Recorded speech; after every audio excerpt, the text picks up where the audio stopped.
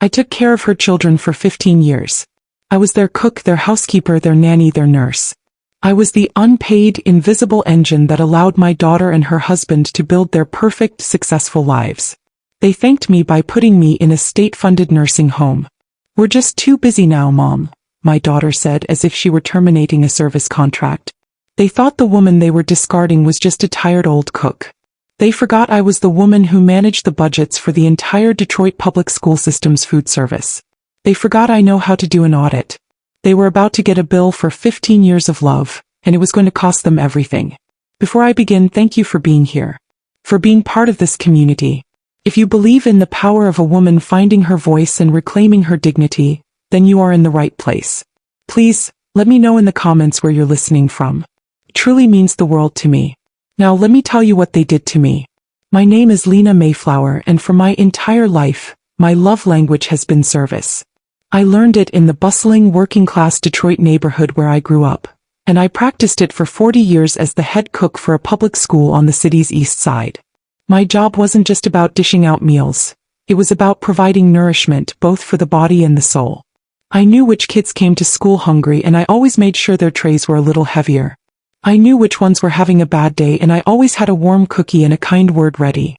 My kitchen was a sanctuary, a place of warmth and sustenance in a world that could often be cold. My identity, my very worth, was rooted in my ability to care for others.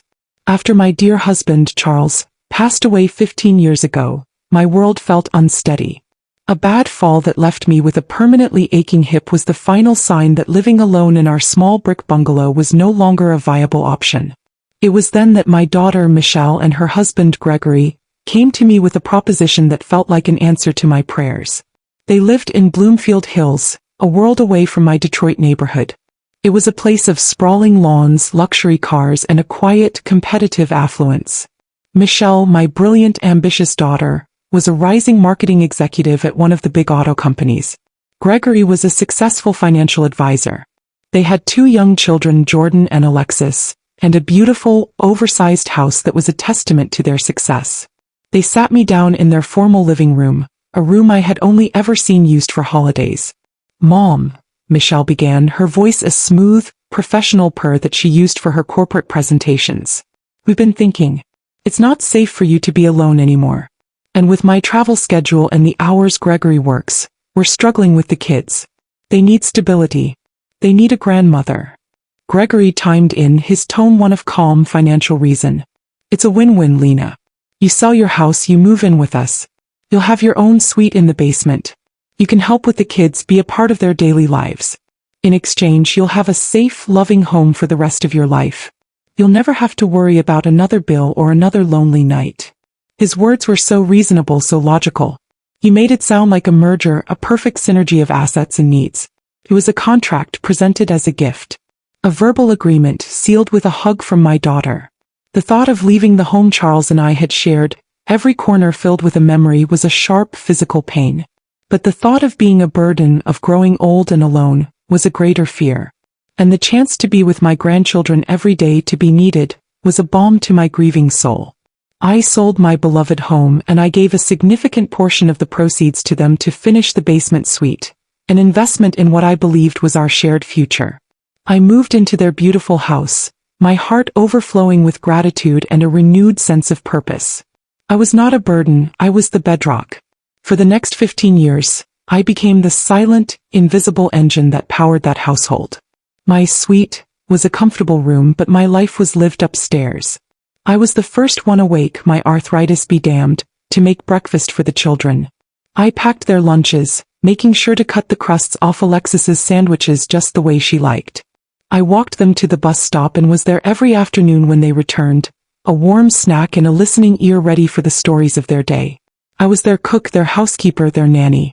While Michelle was climbing the corporate ladder and Gregory was networking at the country club, I was the one attending parent-teacher conferences, volunteering at school book fairs, and nursing them through fevers and scraped knees. I did the grocery shopping, the laundry, the cleaning. I was the constant, the steady, the reliable heart of a home whose owners were often too busy to be in it. My service was what allowed them to outwork their colleagues, to take the business trips, to attend the late-night functions.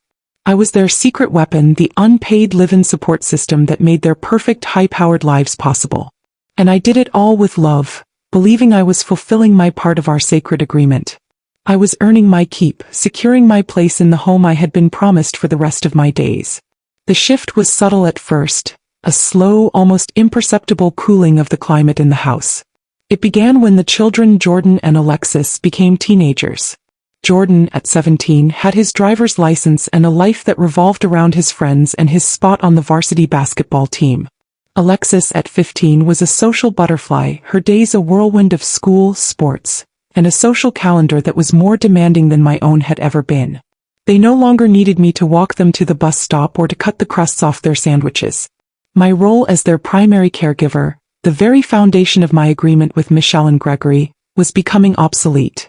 My presence, once a necessity, was becoming a habit and then an inconvenience. The conversations at the dinner table, the few nights a week they were all home, began to change. They spoke of stock options and marketing campaigns, a language I didn't understand. When I tried to join in to ask a question, Michelle would give me a tight, patient smile and say, "It's just boring work stuff, Mom," a gentle but firm dismissal. I started to feel like a piece of old, comfortable furniture they had forgotten was in the room. At the same time, my own body was beginning to betray me. The arthritis in my hip, a souvenir from my fall years ago, was getting worse. I moved a little slower. Getting up and down the stairs from my basement suite became a more deliberate, painful process. I developed a slight tremor in my hands, which sometimes made carrying a heavy pot from the stove to the table a precarious journey. These were the small, inevitable indignities of age, but in the cold, pragmatic world of my daughter and son-in-law, they were liabilities. I was transitioning from an asset to a line-item expense. The betrayal, when it came, was not a crime of passion. It was a cold, clinical corporate decision. They sat me down at the dining room table, the same table where I had served them over 5,000 meals. They had the same serious, professional expressions they wore for their business meetings. There were no tears, no emotional struggle. There was only logic. "Mom," Michelle began, her voice calm and measured, as if she were outlining a new marketing strategy.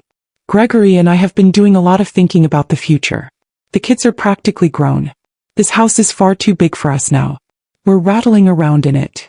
Gregory chimed in, pulling a folder from his briefcase. He slid a glossy brochure across the table towards me. "We've decided to downsize, Lena. It's the smart financial move. The market is at its peak, and the equity we have in this house is our key to a comfortable retirement." I stared at the brochure. It was for a new luxury condominium development downtown. The people in the pictures were young, vibrant, and carefree. My heart began to beat a slow, heavy, painful rhythm. "A condominium?" I whispered. "But what about my suite?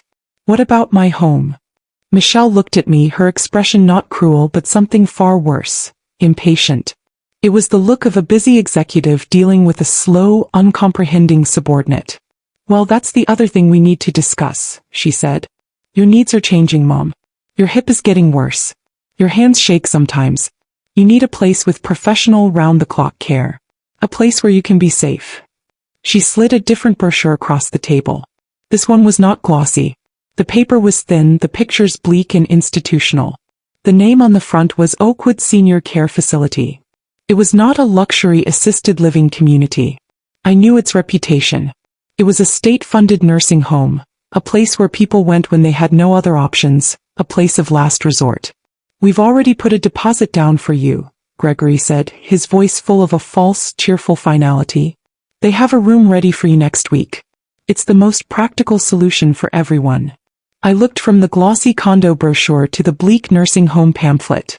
I looked at their calm, resolute faces, and the full, horrifying weight of their decision crashed down on me. They were cashing out. Cashing out the house, cashing out their life here, and cashing out their mother. My 15 years of service, my love, my sacrifice. It was all being liquidated along with the house. The agreement, the promise of a home for the rest of my life, was being terminated. "But our agreement," I stammered, my voice a raw, broken thing. "You promised me a home."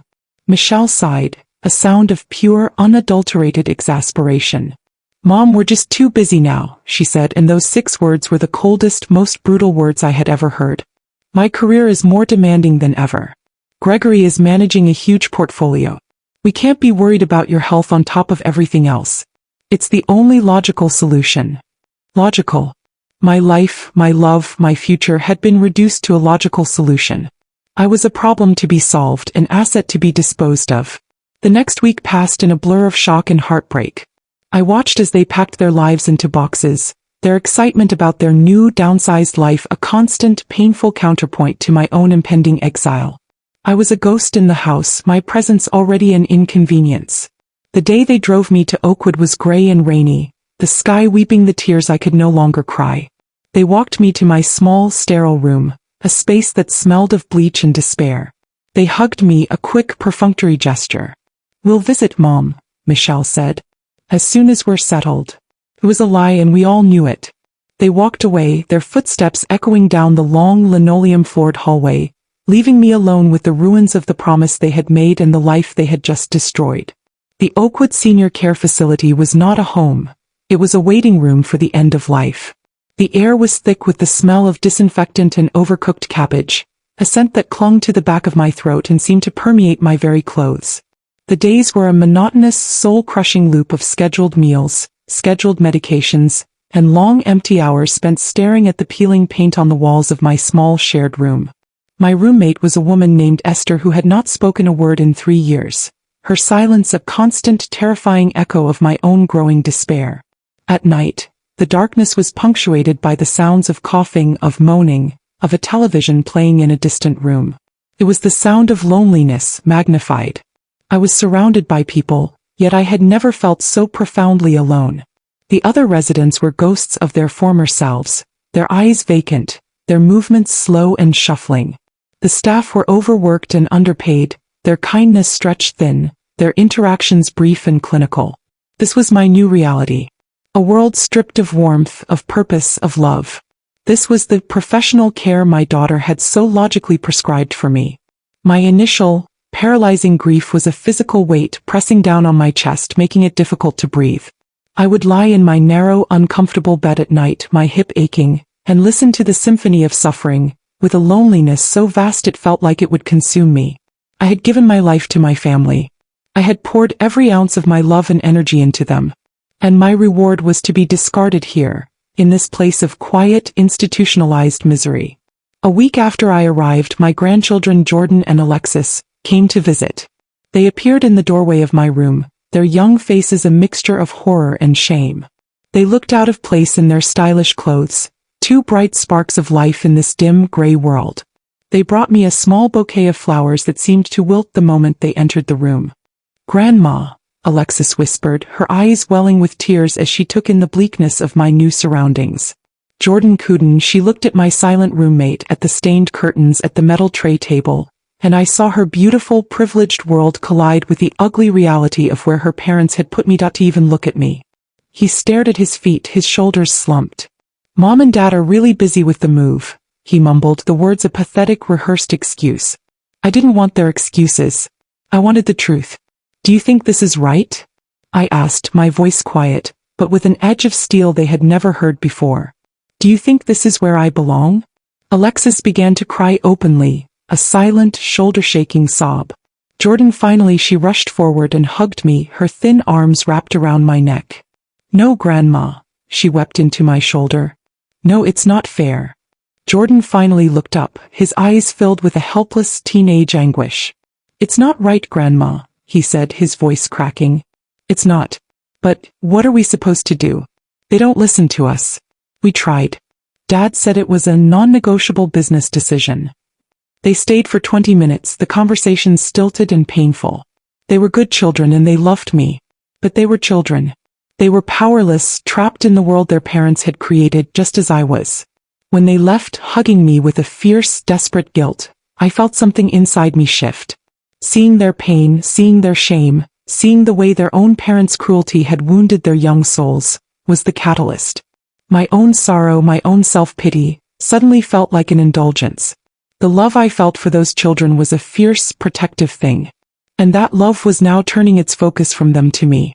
To protect them, to show them that this was not how you treat family, I had to protect myself. I had to fight back. The grief did not disappear, but it began to share space with a new, colder emotion. It was the methodical, analytical anger of the woman who had once managed the budgets and inventory for the entire Detroit public school system's food service. The woman who could calculate the cost of 1,000 meals down to the last penny. The woman who understood that every service has a value, that every labor has a price. Mere the accountant. And the accountant was about to conduct a full, comprehensive audit of the last 15 years. They thought they had closed the books on me. They had no idea I was about to open a new ledger. And I was about to present them with a bill so large it would shatter their carefully curated world. My small, bleak room at Oakwood became my office. The battlefield was a simple, spiral-bound notebook I bought from the facility's gift shop. My weapon was a ballpoint pen. My grief, once a paralyzing fog, now became a focusing lens. I was no longer a victim. I was an auditor, and I was beginning the most important accounting of my life. My mind, which had felt so sluggish with sorrow, now sparked with a familiar, professional fire. I began to reconstruct the last 15 years, not with the soft focus of memory, but with the sharp, unforgiving clarity of a balance sheet. I was calculating the market value of my love. The first column was childcare. I remembered the long days when the children were small, the endless cycle of feeding, changing, playing, and comforting. I remembered the sleepless nights with sick toddlers, the summers spent planning activities, the after-school hours filled with homework help. I was not just a grandmother. I had been a full-time live-in nanny. I made a note to research the average hourly rate for such a position in an affluent community like Bloomfield Hills. The second column was housekeeping. I thought of the cavernous 6-bedroom house. I had cleaned it from top to bottom every single week for 15 years. The dusting, the vacuuming, the scrubbing of bathrooms, the polishing of furniture. I had been their professional housekeeper. The third column was culinary services. I had not just warmed up frozen dinners. I had planned and cooked 3 meals a day plus snacks. I had managed the grocery shopping, the pantry inventory. I had been their private cook. The research was the most difficult part. My hands trembled slightly as I used the old, slow computer in the nursing home's library. But I was determined. I found websites for nanny placement agencies in the Detroit metro area. I found listings for housekeeping services in Oakland County. I found salary data for private chefs. I meticulously researched the going rates for each year from 15 years ago to the present, accounting for inflation and cost of living increases. I filled the pages of my notebook with numbers, with calculations, with cold, hard facts. Nanny services. 50 hours per week at an average of $20 per hour equals $1,000 per week. Housekeeping. 15 hours per week at an average of $25 per hour equals $375 per week. Cooking/meal prep. 20 hours per week at an average of $30 per hour equals $600 per week. Total weekly value, $1,975. I multiplied that by 52 weeks. Then by 15 years. The number was breathtaking. And that was before the additions. I added a new column, overtime and holidays. I had worked weekends. I had worked holidays, cooking Thanksgiving and Christmas dinners while Michelle and Gregory entertained. I calculated the time and a half pay for those hours. The final column was direct financial contributions. This was where my own records, my quiet habit of keeping receipts, became my most powerful weapon. I didn't have the receipts with me, but I remembered the numbers. I knew I had paid on average $2,000 every winter for the heating oil. I knew my weekly grocery bills averaged $300. I added these figures to the tally, a separate accounting of the cash I had poured into their lives. After a week of painstaking work, I had my final number. It was a staggering 6-figure sum, a number that represented the true market value cost of the life I had provided for them, the life they had taken for granted. It was the bill for my service, the invoice for my love. Armed with my notebook, my ledger of betrayal, I made my call. I did not call a family member.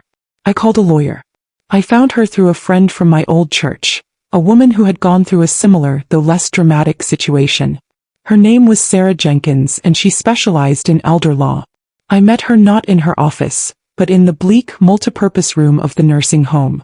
She was a sharp, no-nonsense woman with kind, intelligent eyes. I did not begin with the story of my broken heart. I did not weep. I simply opened my notebook and presented her with my audit. This is an invoice, I said, my voice steady and clear. For 15 years of unpaid labor, based on a verbal contract for lifelong care that has been breached. She studied my notebook, her eyes scanning my neat columns, my careful calculations. She was silent for a long time. When she finally looked up at me, her expression was one of profound professional respect. "Mrs. Mayflower," she said, a slow, dangerous smile spreading across her face. "This is the most well-documented case of unjust enrichment I have ever seen. They didn't just break a promise. They broke the law. And they made the terrible mistake of doing it to a woman who keeps impeccable records." "What do we do?" I asked. "We don't ask for a settlement," she said, her eyes gleaming. "We don't negotiate. We file a lien against their house for the full amount. We freeze their single greatest asset. We stop the sale. And we force them to pay their bill." I felt a surge of power, a feeling I had not known in years. The quiet, discarded cook was gone. In her place was Lena Mayflower, the plaintiff. And she was about to collect on a 15-year-old debt. The weeks following my meeting with Sarah Jenkins were a strange, quiet time. On the outside, nothing had changed. I was still a resident of the Oakwood Senior Care Facility, a quiet old woman in a faded floral housecoat. But on the inside, I was a general watching from a distance as my lawyer prepared the battlefield. My daughter and son-in-law, blissfully unaware of the storm gathering on their horizon, were proceeding with their plans. Michelle would call me once a week, her voice a perfect blend of cheerful condescension and feigned concern. "Hi, Mom. How are you settling in? Are you making friends?" She never asked if I was happy. She only asked if I was settled, as if I were a piece of furniture that had been moved to a new location. She would give me updates on the house sale. "We got a fantastic offer, Mom. Well above asking. The market is just incredible. We're closing in 3 weeks. Once everything is finalized, we'll be able to move into the new condo and finally have a simpler life." I would listen, my voice a quiet, non-committal murmur. "That's nice, dear." Each call was a fresh twist of the knife, but I endured it. Their arrogance, their complete lack of remorse, was the fuel for my resolve. Let them get closer to the finish line, Sarah had advised. Let them taste the victory. The fall would be that much harder. The trap was sprung on a Tuesday, exactly 1 week before their scheduled closing date. The new buyers had already signed the final paperwork. The moving trucks were booked. Michelle and Gregory were on the verge of cashing out their single greatest asset, a windfall of hundreds of thousands of dollars in equity that my labor had allowed them to accumulate. That afternoon, a process server, a tall, impassive man in a suit, walked up the manicured stone path to their front door and rang the bell. Michelle answered, a surprised look on her face. The server handed her a thick, legal-sized envelope. "Michelle Franklin?" he asked. She nodded. "You've been served." The document was a notice of lien. It stated, in cold, hard legal language, that a claim for an unpaid debt of a staggering 6-figure sum had been placed against their property by one Lena Mayflower. It explained that, until this debt was settled, a clear title could not be issued, and the sale of the house could not proceed. Their dream, their simpler life, their entire financial future, was instantly, irrevocably frozen. The phone call I received that evening was not the cheerful, condescending weekly check-in. It was a shriek of pure, unadulterated rage. "What have you done?" Michelle screamed into the phone, her voice stripped of all its corporate polish. "Aline, are you insane? You're trying to ruin us." I sat in the quiet of my nursing home room, the receiver held loosely to my ear. I felt a profound, unshakable calm. "No, Michelle," I said, my voice quiet but firm. "I am presenting you with a bill. For 15 years of service. You terminated my contract. You are now required to pay the final invoice. Service? You were our mother. You lived here for free," she yelled. "I was your nanny, your cook, and your housekeeper," I replied, my voice as steady as a rock. "And my room and board were part of a compensation package that included a home for the rest of my life. You breached the contract. The bill is now due. You'll never see a dime." Gregory shouted, grabbing the phone from her. "Our lawyer will tear this apart. You have no proof."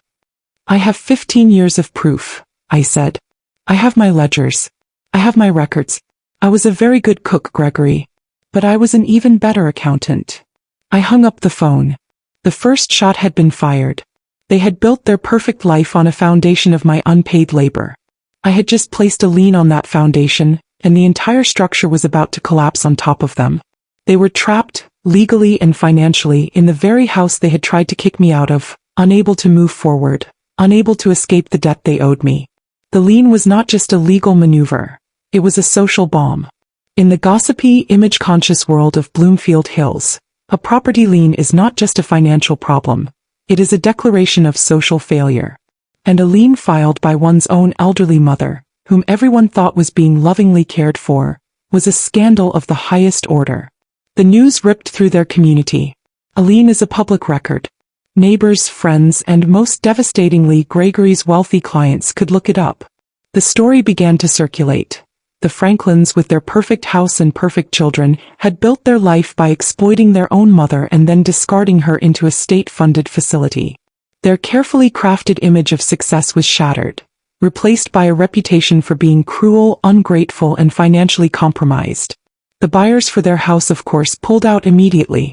No one would purchase a property with a massive contested lien against it. Michelle and Gregory were trapped. They couldn't sell their house to access the equity they needed to pay me, and they couldn't afford the mortgage on their current salaries without the silent, steady infusion of my financial support they had taken for granted for so long. Their desperation was a palpable thing. They tried to fight it. Their lawyer sent threatening letters, which Sarah Jenkins dismissed with a calm, confident professionalism. They tried to call me, alternating between screaming rage and pathetic, tearful pleas. I did not take their calls. All communication I had instructed was to go through my attorney. Finally, broken and humiliated, they were forced to surrender. They had no choice but to come to the negotiating table.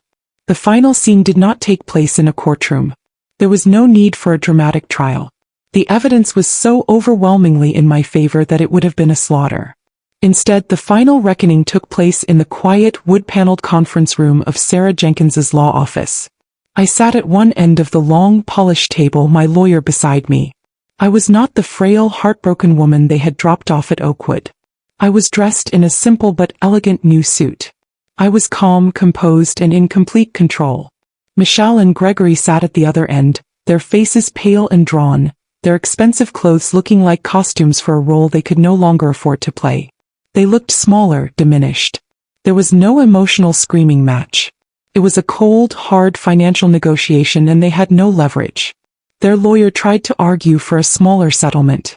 Sarah simply pointed to the mountain of evidence, the meticulously documented invoice for 15 years of my life.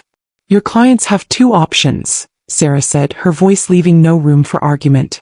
They can agree to the full settlement amount, or we can proceed to trial, where I will not only win, but I will also sue for punitive damages and recommend the district attorney investigate for financial elder abuse. The choice is yours. They folded. They had to. The settlement agreement was signed. They were forced to take out a massive second mortgage on their house, plunging themselves into a level of debt that would take them decades to repay. The equity they had been so eager to cash in on was now gone, transferred to me. The story ends not with their ruin but with my restoration. The day the settlement check cleared, I checked myself out of the Oakwood Senior Care Facility. I walked out of that place of despair and into the bright sunshine, my head held high. With the money they had been forced to pay me, the money I had earned, I moved into a beautiful private assisted living community in a neighboring town. My new home is a spacious apartment with a balcony that overlooks a garden. I have my own kitchen, but I rarely use it. I enjoy the delicious meals served in the elegant dining room. I have made friends. I have joined a book club. I am, for the first time in my life, being cared for. I see my grandchildren sometimes. They visit me, their faces full of a quiet, healing love. We do not speak of their parents. We speak of their futures I can now help support. I forced my daughter and son-in-law to look at the bill for their perfect life. I forced them to acknowledge, in the only language they understand, the language of money, the immense value of the woman they had treated as worthless. They are still living in their oversized house, no longer a symbol of their success, but a monument to their debt, a constant reminder of the mother who had been their greatest asset, and whom they had turned into their greatest liability. They paid their bill. And I, Lena Mayflower, finally collected on a debt of love with interest.